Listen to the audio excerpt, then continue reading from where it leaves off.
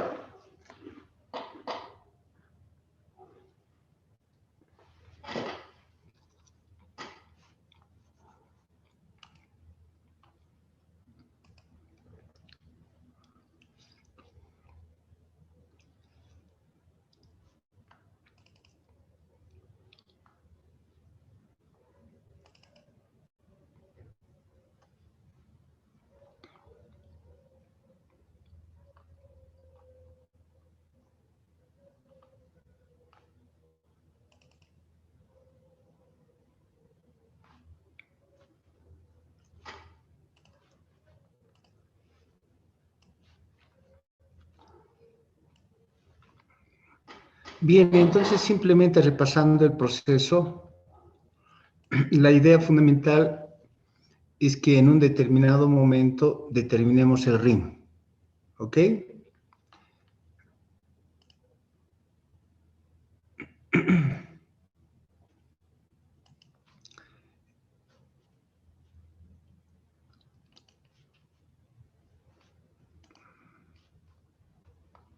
Bien, este es riesgo de incorrección material, que es lo que estamos buscando, y para eso la lógica es la siguiente. Primero hay que identificar los riesgos, primero hay que identificar las cuentas significativas y transacciones que son significativas, y luego en esas transacciones y clases de transacciones y saldos de cuentas significativos, hay que identificar sus riesgos inherentes. ¿Ok?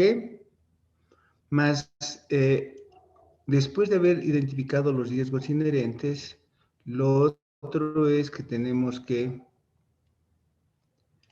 también identificar los controles internos en cada uno de ellos para que, si existen, probarlos. Entonces, vamos a ir rumbo a eso.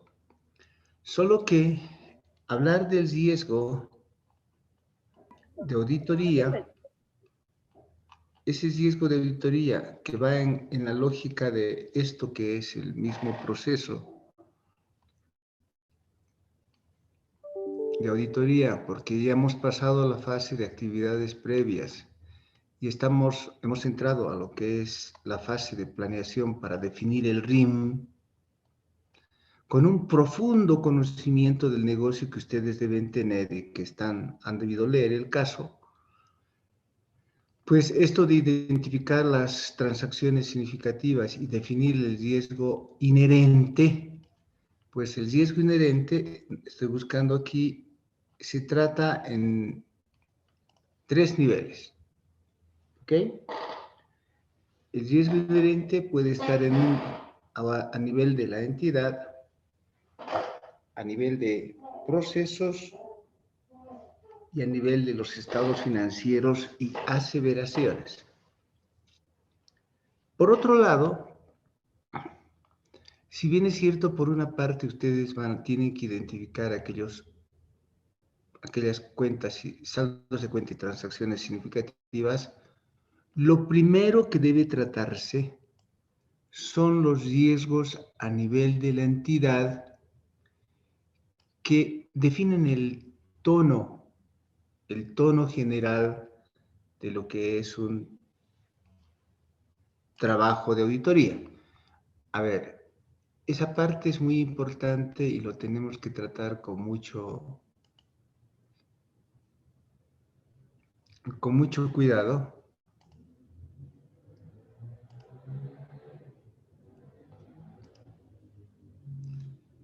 Entonces lo voy a escribir aquí, voy a decir el tratamiento de los riesgos a nivel de la entidad y sus controles. ¿Ok?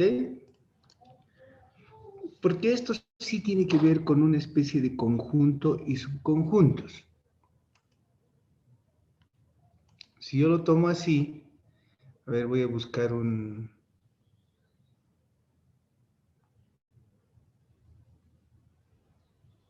presentación adecuada, si es que me define la relación ¿no? Que siempre hace ver el conjunto y los subconjuntos.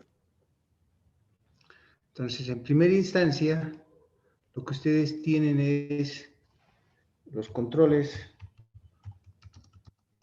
a nivel de la entidad y recién pueden considerar los controles a nivel de procesos, los controles a nivel de estados financieros y aseveraciones. Esos tres niveles vamos a tratar de identificar con colores también.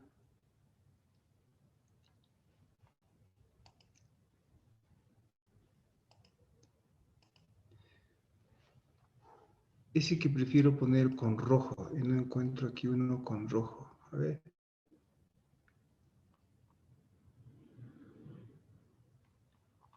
Bueno, yo lo voy a pintar.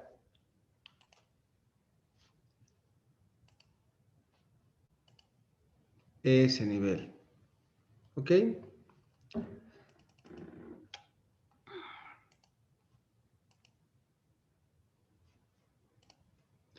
Mucho cuidado con la lógica. Porque esto lo estoy haciendo con el ánimo de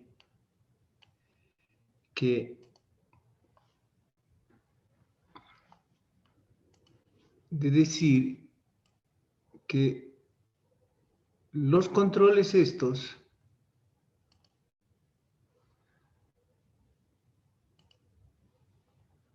a nivel de la entidad son controles de alto nivel.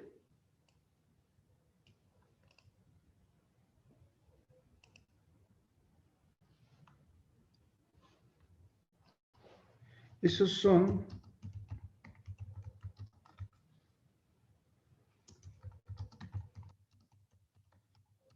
controles de alto nivel que si fallan, ¿ok? Es probable que el resto de controles a nivel de procesos,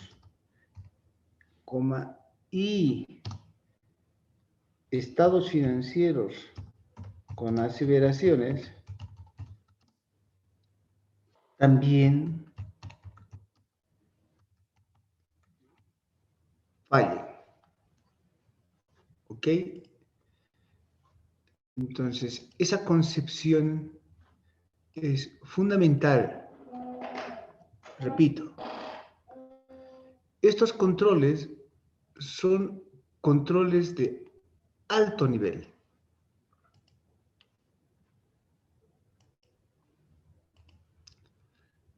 Entonces, que si fallan, es probable que el resto de los controles a nivel de procesos, y estados financieros, también fallen. De otra manera, si ustedes quieren verlo así,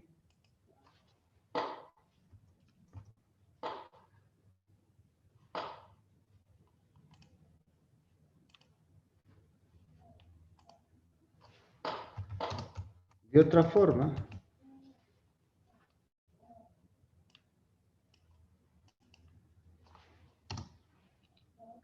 puede ser que no sea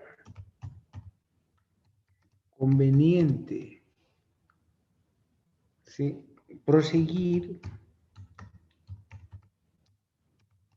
con la auditoría si estos controles fallan o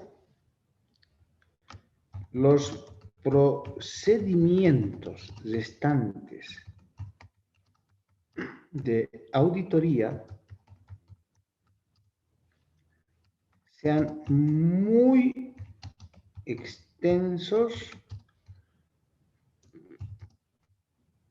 tarden en su ejecución mucho tiempo y la auditoría sea muy costosa. Entonces, estoy diciendo, son controles de alto nivel, que si fallan es probable que el resto de los controles a nivel de procesos y estados financieros con aseveraciones también fallen. O sea, ¿ya para qué seguir si fallaron? De otra forma, puede ser que no sea ya conveniente proseguir con la auditoría. ¿Para qué? Si esos controles fallan o los procedimientos, dado que fallaron, los procedimientos restantes de auditoría sean extensos, sean muchos procedimientos, se tarde mucho en su ejecución,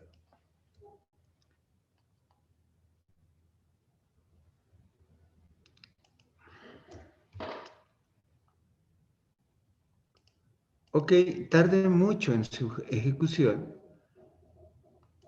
y la auditoría sea muy costosa. Por lo tanto, nadie va a querer pagar una auditoría de larga extensión. Peor, si los controles a nivel de la entidad fallaron,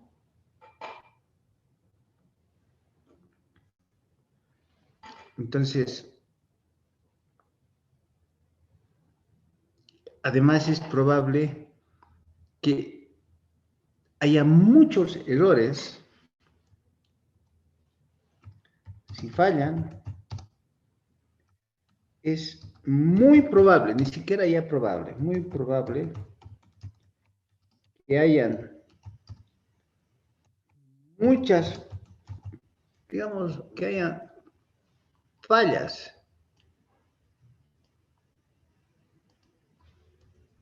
Que hayan fallas en los estados financieros y que el pronóstico de de la opinión de auditoría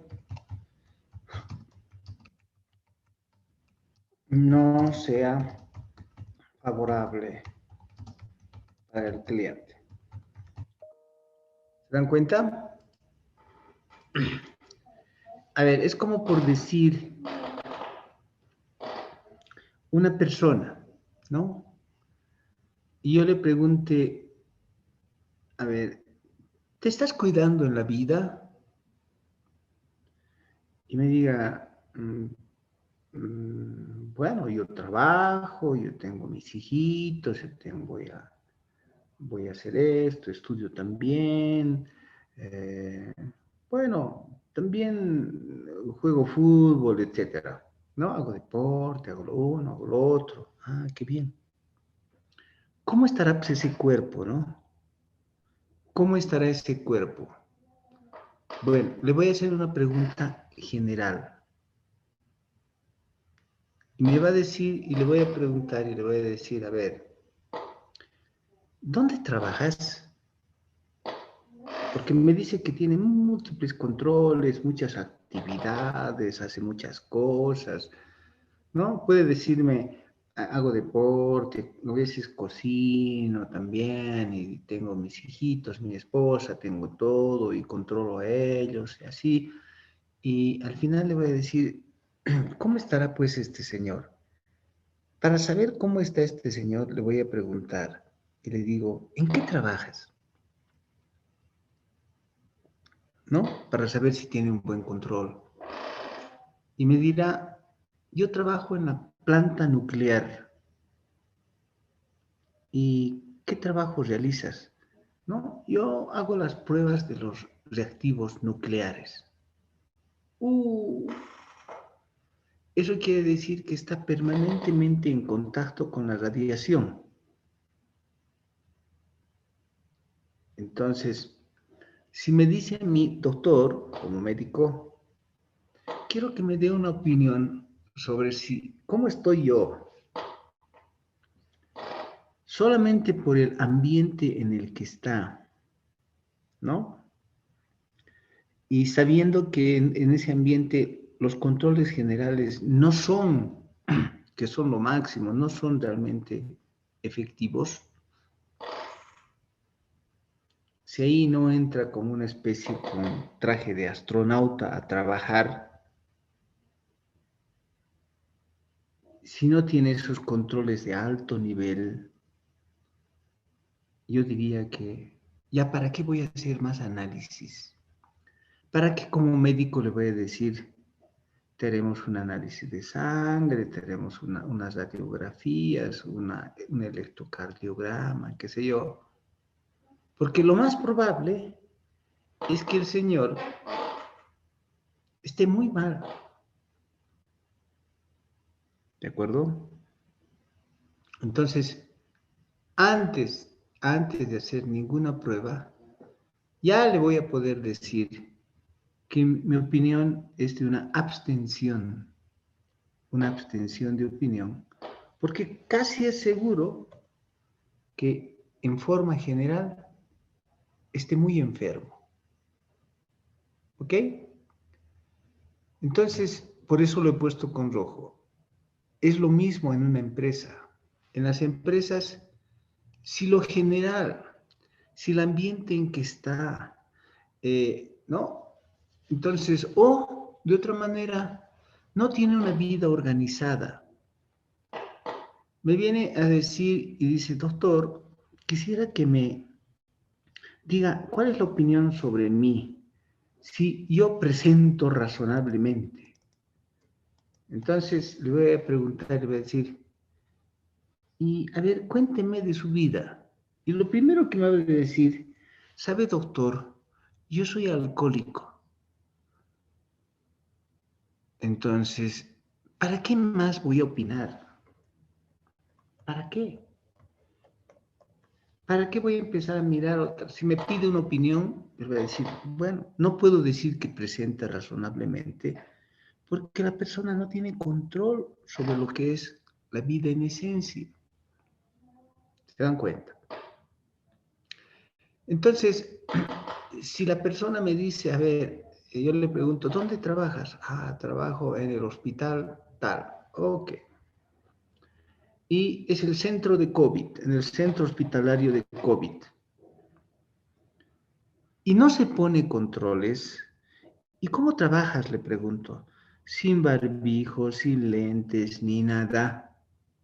En el centro, ¿no? En el centro hospitalario COVID. Entonces no tiene control. Y si me pregunta, y doctor, ¿qué opina de mí? ¿Cómo estoy? Al principio ya sé, sin hacerle un análisis, ¿para qué? ¿Para qué voy a hacer análisis si hace que en general está mal? Porque no tiene controles.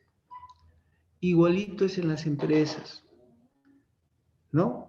Así como uno a veces tiene una vida desorganizada, qué sé yo, hoy día va a fiestas y va a ir a bailar en el Gran Poder, en tiempos de COVID, quiero decir, y trabaja en el hospital COVID, y después los fines de semana sigue haciendo viernes de soltero, tiene una vida desorganizada.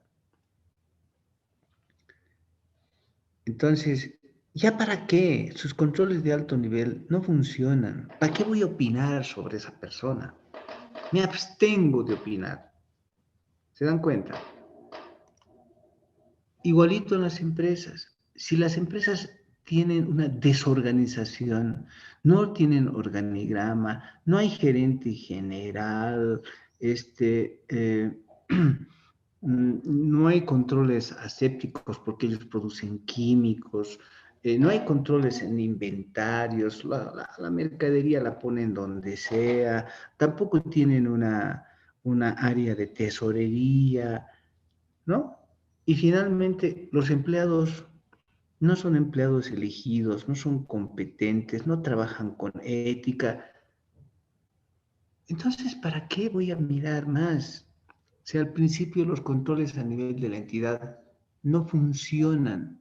Entonces, lo más probable es que ya no vaya adelante, ya no haga más este trabajo, o si hago este trabajo, voy a hacer muchas pruebas para encontrarme basura, y que mi opinión sea lo que estaba pensando al principio, abstenerme de opinar, porque nunca voy a poder lograr una conclusión.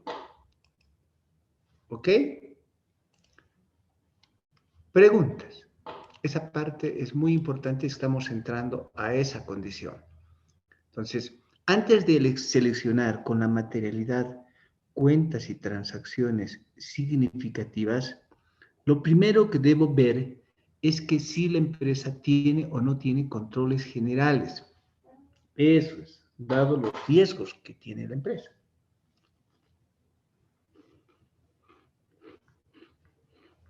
Preguntas.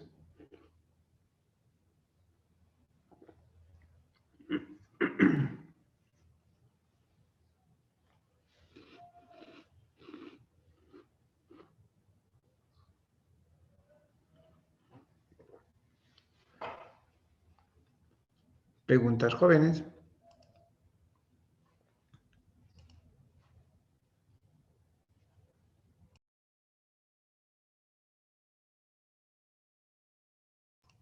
Tienen que haber preguntas, tienen que haber leído los capítulos.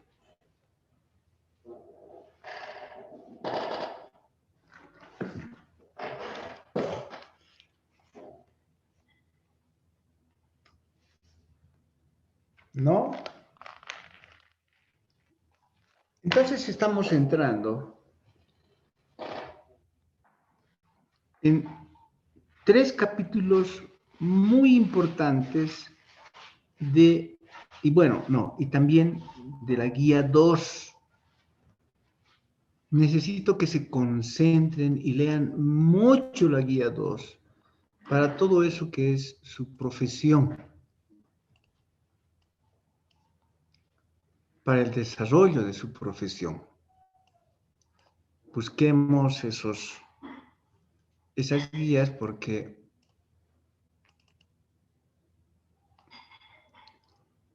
para que les muestre de qué estoy hablando. Eso es lo que vamos a hacer ahora. Esa es nuestra tarea. ¿Dónde está el material?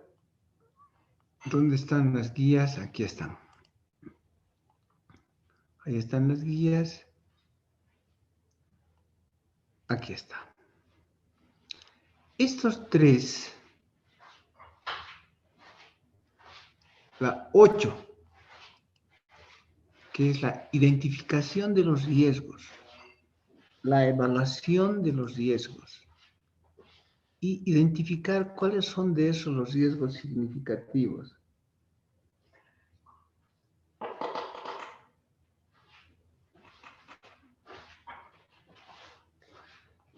Más entender el control interno y evaluar ese control interno, esa es ahora nuestra tarea. ¿Ok? Si yo lo pongo esto y lo voy a ver, le voy a hacer una toma, entonces les diré,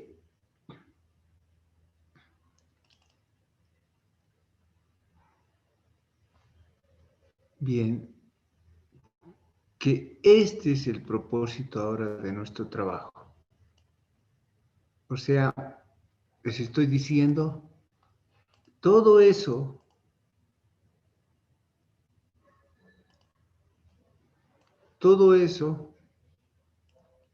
entonces se trata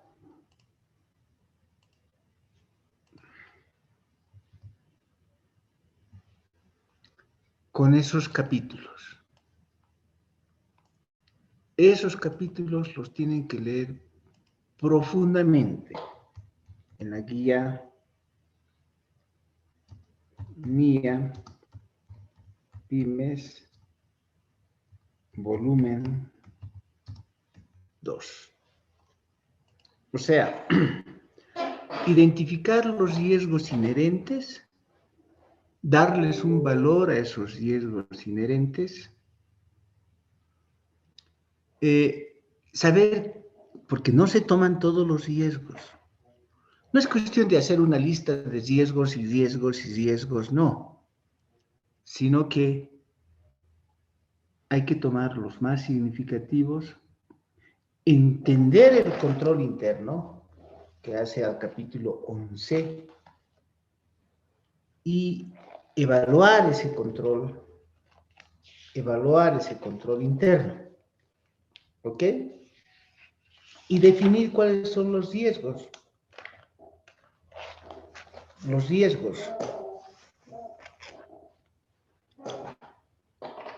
Y cómo esos riesgos fueron mitigados. Entonces, voy a ir dando vueltas en función de estos capítulos todos estos días.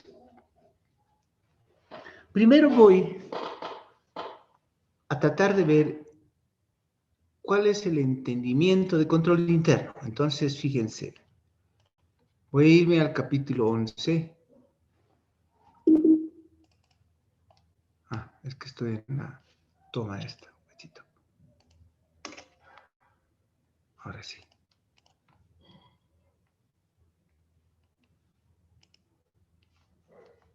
Entonces, si nos vamos al capítulo 11, ya saben cuáles capítulos voy a tomar, el 8 hasta el 12. No olviden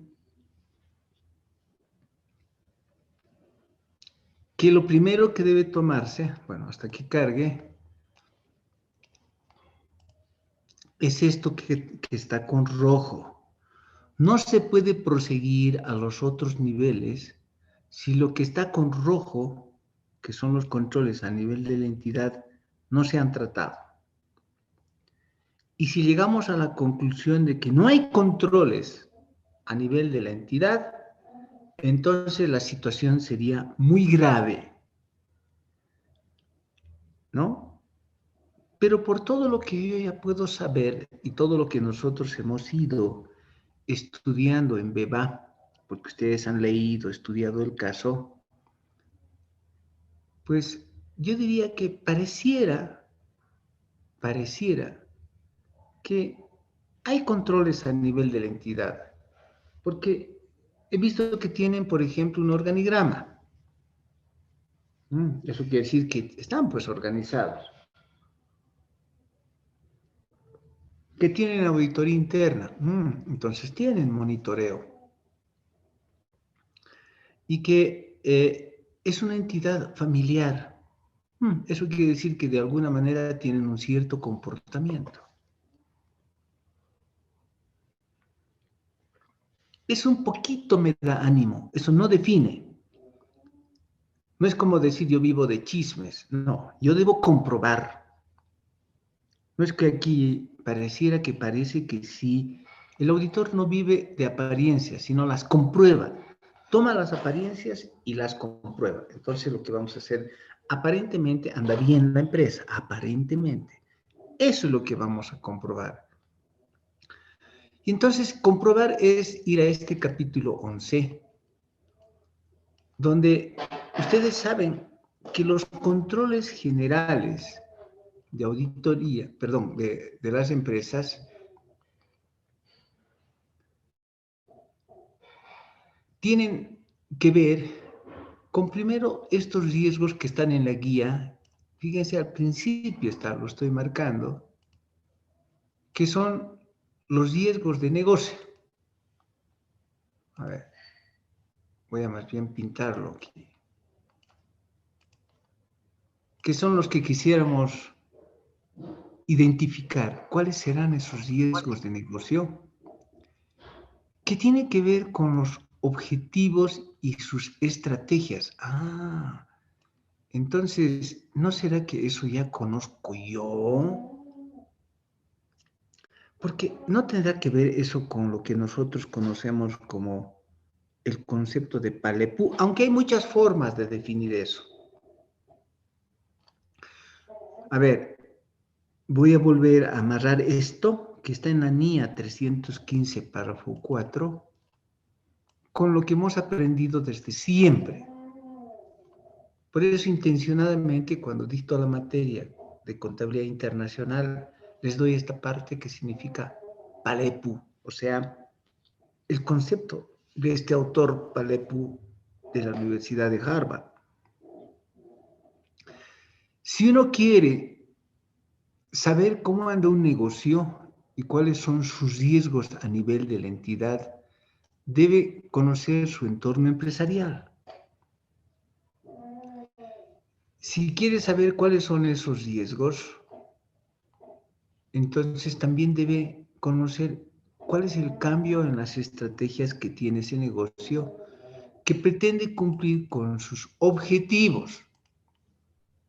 Todo negocio trata de cumplir con eso que se llaman objetivos.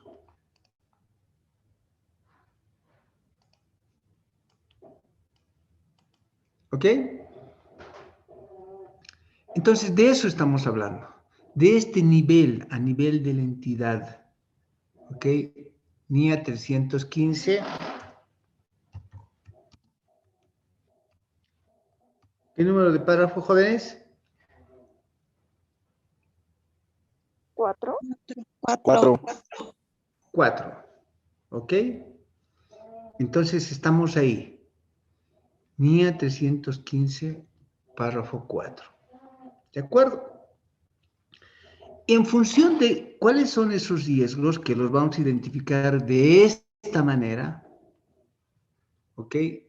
Saber a su vez cuál es su control interno, cómo tiene diseñado la corporación, que en todo caso pretende asegurar esos objetivos a nivel de la entidad. Y parte de eso es que eso se logra con tener información financiera, ¿no?, confiable, que se tenga buenas operaciones y que la empresa cumpla pues con las leyes y con los reglamentos. Eso hace a los componentes de control interno que en el fondo, bajo estudio que hemos hecho ya el año pasado en auditoría, tiene que ver con costo. ¿Ok? Entonces, para eso vamos a tratar de entender el control. Primero, identificar los riesgos y después entender el control interno. ¿Sí? Vamos a tratar de entender el ambiente de control.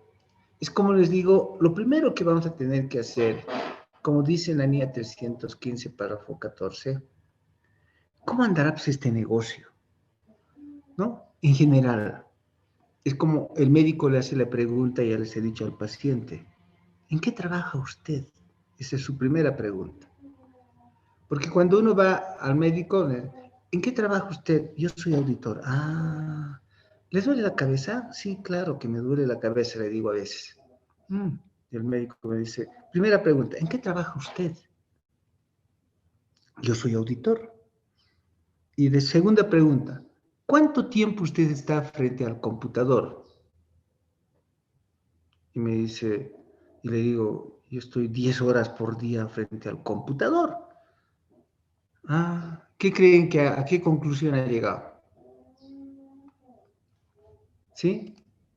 A que mi ambiente, esto que es rojo, bueno, es rojo.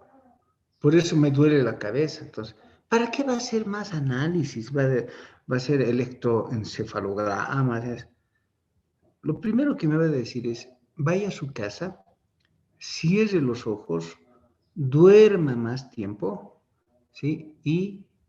Y ya no mire tanto al computador. Y me llama mañana, a ver, duermo hoy día, todo el día. Cierro los ojos, duermo todo el día, o descanso por lo menos, ¿no? Y hago mis masajitos de cuello, que sé yo, un poquito camino por aquí, por otro lado. Al día siguiente se pierde el dolor de cabeza. Ah, eso es. ¿Se dan cuenta? Entonces, hay que entender el ambiente en que uno trabaja o en que está. Es como el paciente que trabaja en la planta nuclear. Entonces, pues debe tener cáncer, debe ser terrible. Pues, bueno, eso es, eso es. Entonces, hay que entender a la entidad. O sea, NBS lo va a repetir. Identificar sus riesgos de negocios. ¿Cuál es? La NIA 315 les dice, párrafo 15, no todos, porque un negocio tiene miles de riesgos. Ustedes tienen que identificar solo los riesgos más relevantes, ¿sí? Y estimar si esos son riesgos altos, moderados o bajos, ¿no? Y, y en función de eso, proyectar el trabajo que va a realizar y deben definir la importancia de esos riesgos y su probabilidad de ocurrencia. Hay necesidad entonces de hacer un papel de trabajo de primero identificar los riesgos de los negocios, todos no, los más relevantes, como entendiendo el negocio, ¿ok? Partiendo de los objetivos del negocio, sus estrategias, etcétera. ¿Y cómo será pues eso? Vuelvo a repetir esta primera parte que hace a Palepo. Fácil. ¿Cómo se entiende? Aquí lo voy a poner, ¿ok? Intencionalmente. ¿Cómo entender los riesgos relevantes a nivel de la entidad?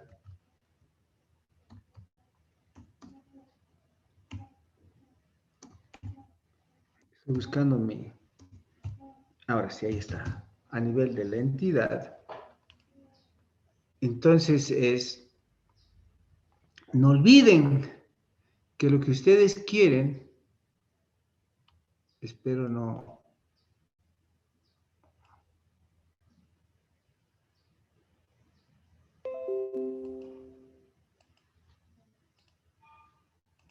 Lo voy a poner aquí como un pegado especial como figura.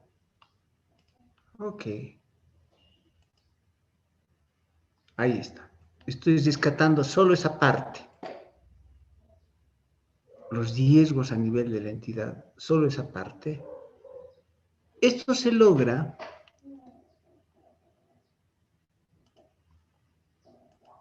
muchos no entienden esta parte de aquí.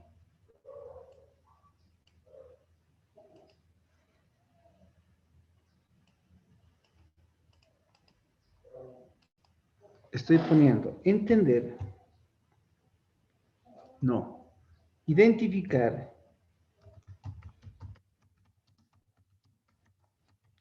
los riesgos relevantes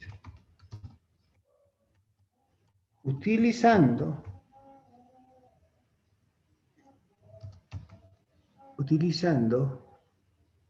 ordenadamente,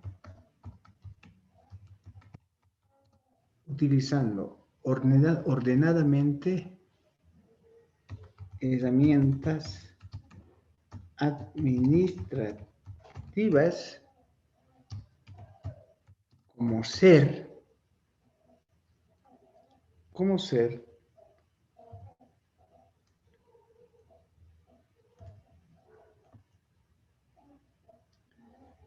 uno FODA, como ser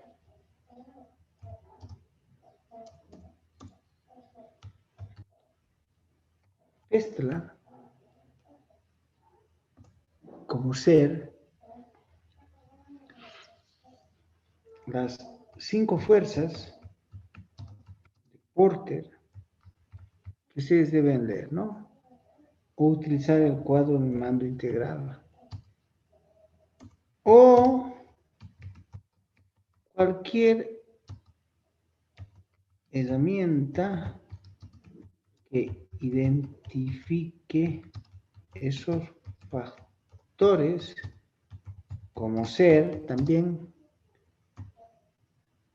Canvas, no con M, sino con N. ¿Ok? Hay muchas formas de hacer eso. No es que ustedes, mucho cuidado, no es que ustedes van a hacer un análisis FODA. No. No. ¿Ok? No les estoy queriendo decir eso, sino que van a utilizar eso, de decir cuáles serán las fortalezas, debilidades que tiene que tener la empresa. ¿Cuáles son sus dependencias políticas, económicas, sociales, medioambientales, tecnológicas, legales y ambientales? ¿Cuáles son las 5 fuerzas de Porter? Como son la negociación con clientes, negociación con proveedores, ahí tenemos los productos sustitutos, la rivalidad de la competencia, o el cuadro de mando integral, cuáles son los recursos, cuáles son los procesos, cuál es el mercado y cuál es el perfil financiero que tiene la empresa, o simplemente utilicen Canvas.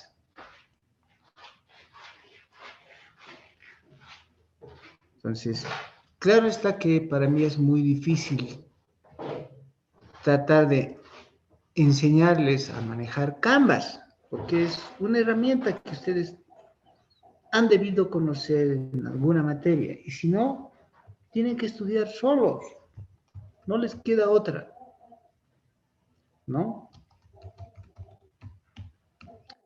A ver, ahí está, ¿ve?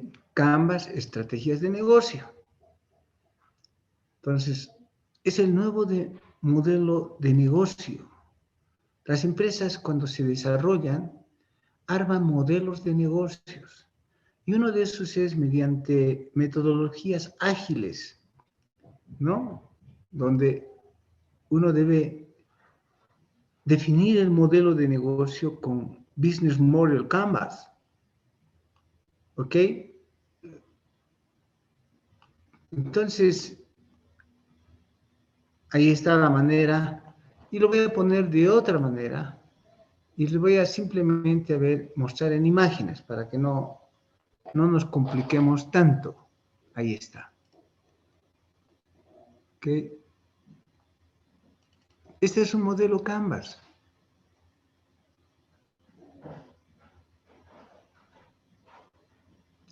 Donde lo primero que va a tratar de identificar es cómo se define la estrategia empresarial.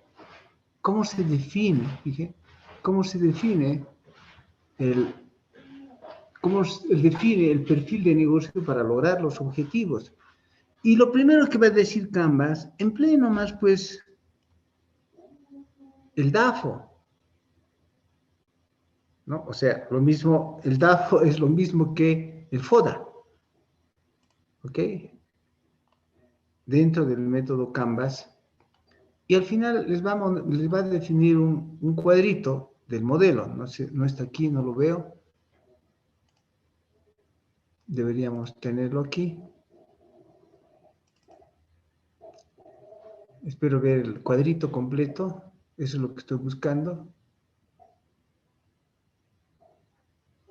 Al final la guía también lo que va a hacer es decir, ahí está. ¿Sí?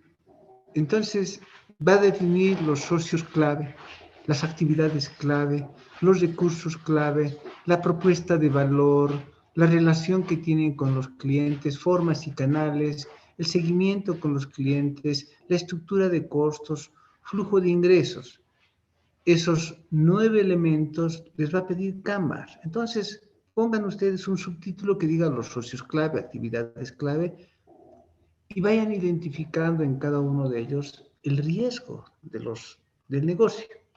Eso nomás es, tampoco es que, ahí está, ¿no?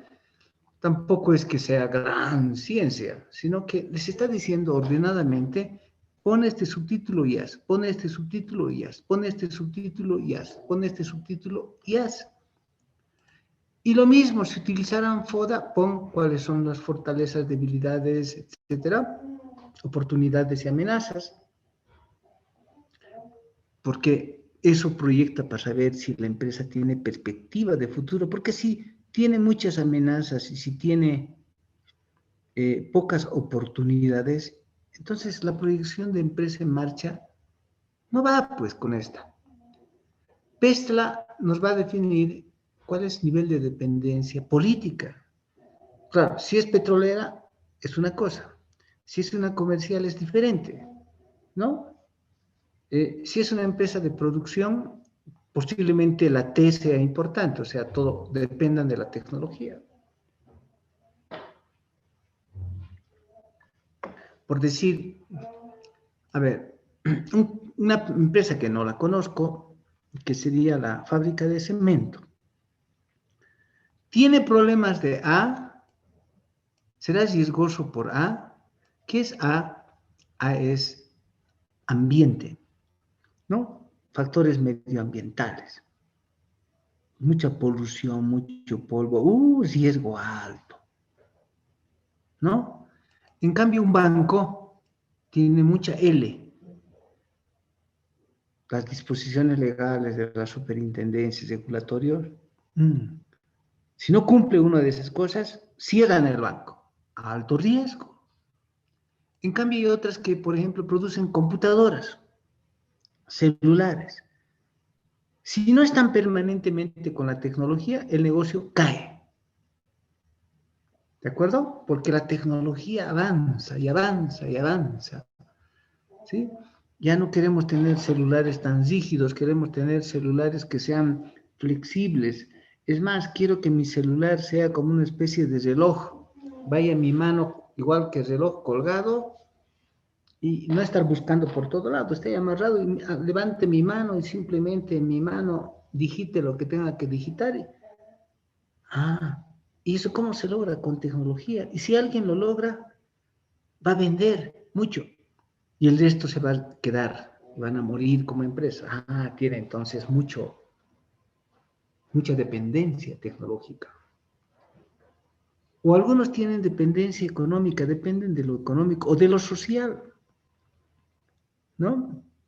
Si es que, por ejemplo, a ver, partecita, no totalmente. Los restaurantes dependen de lo social. ¿Por qué los restaurantes están vacíos? Ah, porque además del COVID, la sociedad reacciona y dice, no voy a ir al restaurante porque es peligroso.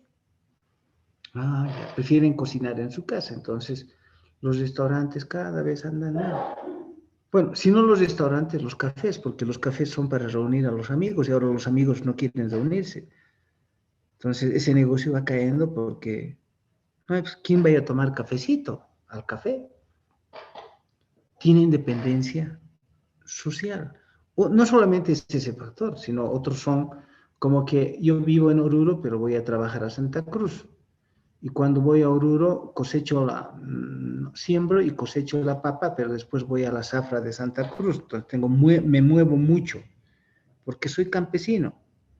Entonces, ¿y qué tiene que ver con la empresa? Es que esta empresa otorga créditos, microcrédito a los campesinos y depende de factores sociales.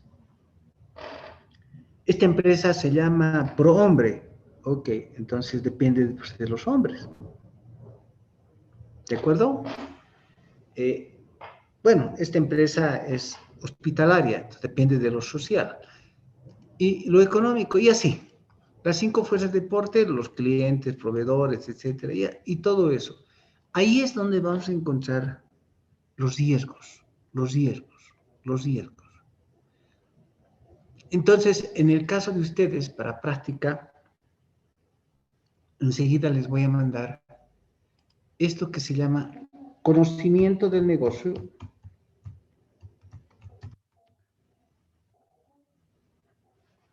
El conocimiento o entendimiento del negocio.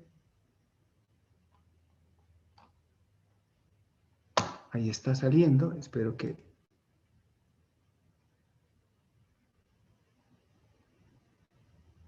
En esto que es el conocimiento del negocio, si no lo vamos a buscar en otra parte.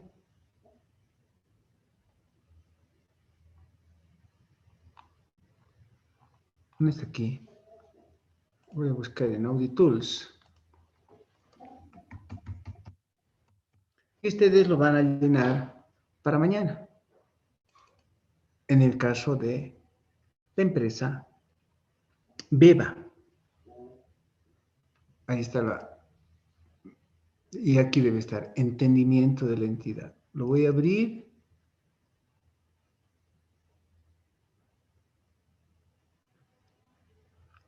Ahí está. Claro, le van a poner su formita, ustedes el logo que ya tienen en sus propuestas, se han hecho en sus propuestas, lo van a armar bonito y le van a poner la referencia que corresponde según el índice. Y fíjense, claro, no todo se aplica porque esto es de un ejemplo de Colombia, ¿no? Le tienen que poner Bolivia, aunque ya le he puesto algo ahí. Pero una de las cosas es que, por ejemplo, todo lo que les he ido diciendo, ¿no? Está más abajo, fíjense. Para entender el negocio, identificar sus riesgos, ¿no? El negocio, la entidad, el objeto social, todo eso. Abajo va a estar, pues, todo lo que les he ido diciendo. Cuáles son sus relaciones comerciales y cómo anda su negocio, qué cuentas, ahí está, ¿ven? Ahí está Pestla. ¿Cuál es su factor político, económico, social, tecnológico de una empresa que hace refrescos? ¿Cuáles son su FODA, oportunidades, amenazas? ¿Habrá o no mucha rivalidad de competencia? Eso está ahí. Pues agarro esto, archivo, lo guardo como, lo voy a poner en el escritorio y enseguida se los mando. No lo tomen ustedes fríamente, este papel de trabajo no es frío, es dinámico, lo tienen que ampliar hasta donde crean conveniente, son 22 páginas.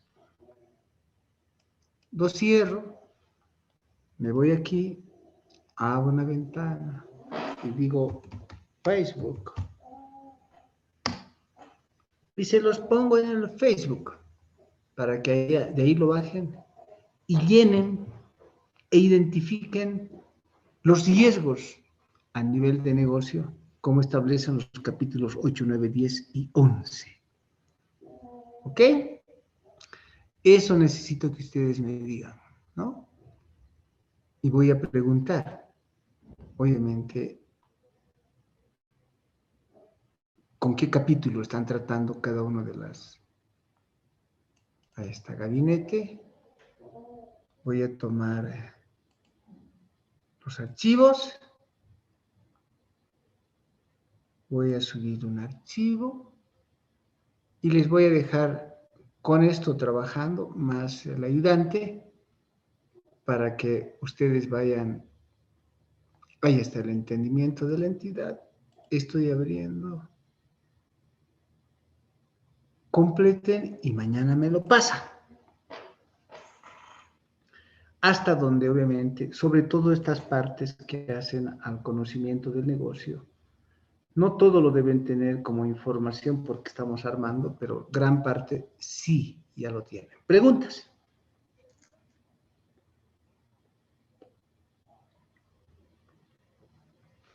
Entonces les dejo con su ayudante para que coordinen con él qué es lo que piensan hacer, si van a crear un grupo de trabajo, un WhatsApp, lo que sea.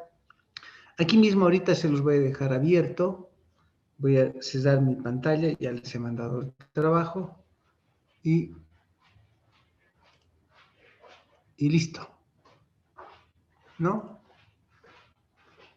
¿O quieren coordinar con él por separado? No sé. ¿Cómo se llama el ayudante? Licenciado, buenos días. Me llamo José Armando Gutiérrez. Voy a anotar aquí.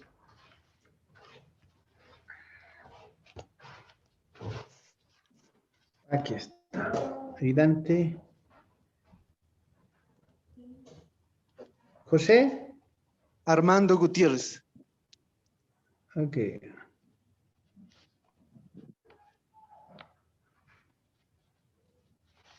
Listo. Prosigue con tus compañeros si quieres coordinar algo o quieres hacer otra sesión, no sé.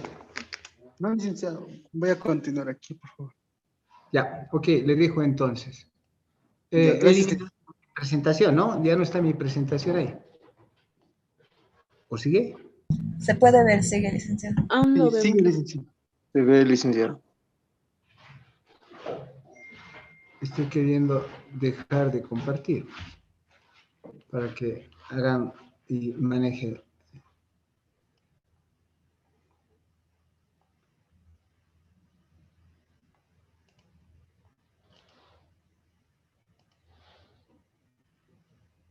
Ahora sí, ¿no? Sí, licenciado. Sí, licenciado. Bien. Ahora sí, licenciado. Trabajen entre ustedes, por favor. Ya, licenciado, gracias.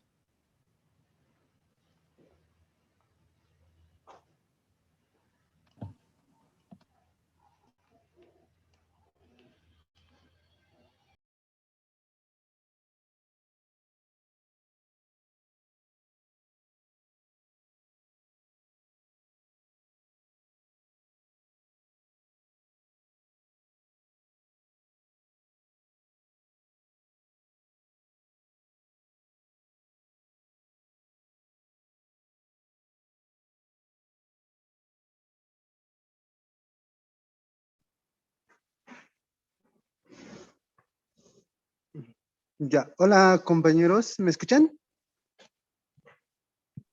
Sí. Lo escuchamos.